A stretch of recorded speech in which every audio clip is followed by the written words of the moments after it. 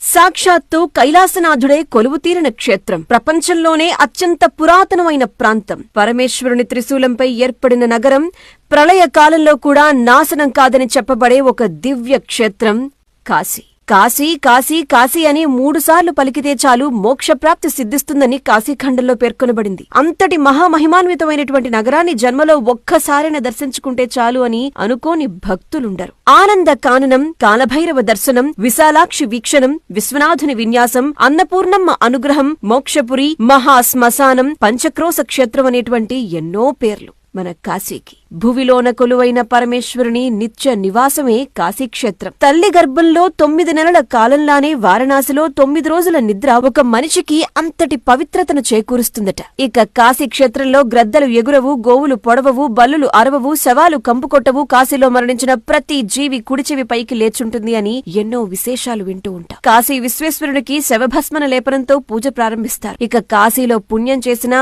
పాపం చేసినా 1,000,000 రెట్ల ఫలితం ఉంటుంది అంటారు. ఇక్కడ శక్తిపీఠం విశాలాక్షి అమ్మవారు, జగత్తంతటికి అన్నం పెట్టేటువంటి అన్నపూర్ణాదేవిల నివాస స్థలం కూడా కాశీని. దేవతలు, ఋషులు, రాజులతో పాటు ఎందరో వారి తపశ్శక్తితో నిర్మించినటువంటి 84 ఘాట్లు కాశీలోని గంగమ్మ తీరాన కొలువయ్యున్నాయి. అంతటి అద్భుత క్షేత్రాన్ని దర్శించుకుని పేరెత్తితేనే భయపడిపోయే ఒక ప్రదేశానికి కాశీలో మిమ్మల్ని తీసుకువెళ్తాను రండి. కాశీలో మణికర్ణికి అంత బాగా నచ్చింది కదూ.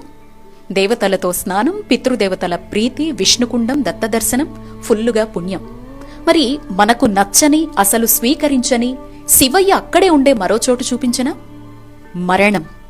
అవును, చావెలా ఉంటుందో, మన బ్రతుకుకు అర్థమేంటి అని ఎవరికి వారు అంతర్మథనం చేసుకోవాలి అనుకుంటే మణికర్ణిక స్నానం అయ్యిన వెంటనే లేదా కాశీ ట్రిప్ మొత్తంలో మీకోసం మీరు ఒక 10 నిమిషాలు కేటాయించుకొని శివ ఇంటికొచ్చేయండి.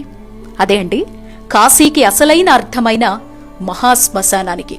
గుట్టలు గుట్టలుగా శవాలు, ఎప్పటికీ ఆరని చితిమంటలు, వికృత రూపాల్లో కాటికాపర్లు, అక్కడే జపతపాల్ని చేసుకునే సాధువులు, శరీరంలో ఏ అవయవం తనకి రోజు ఆహారంగా మారుతుందా అని వెతికే సునకాలు, మృతదేహంపై వేసిన దండలే ఆహారంగా బ్రతుకుతున్న గోవులు, చితిమంటల్నే చలిమంటలుగా భావించేవారు కొందరైతే చితి నిప్పునే వంటపొయ్యిగా బ్రతికేవారు ఇంకొందరు.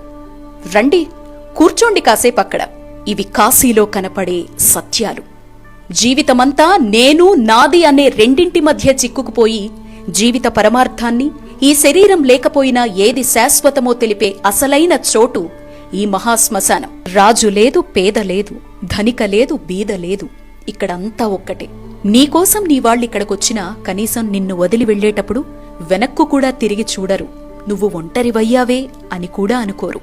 కాని రానాన్న అంటూ నీకోసం చూసేది, నీతో తోడుగా ఉండేది, నీకు ధైర్యాన్నిచ్చేదా శివయ్య మాత్రమే.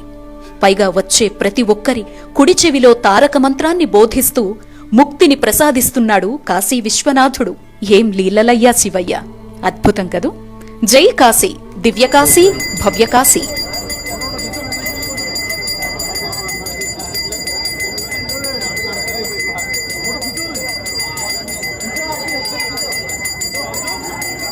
కడుపు ఇలా స్టడీ చేస్తారు.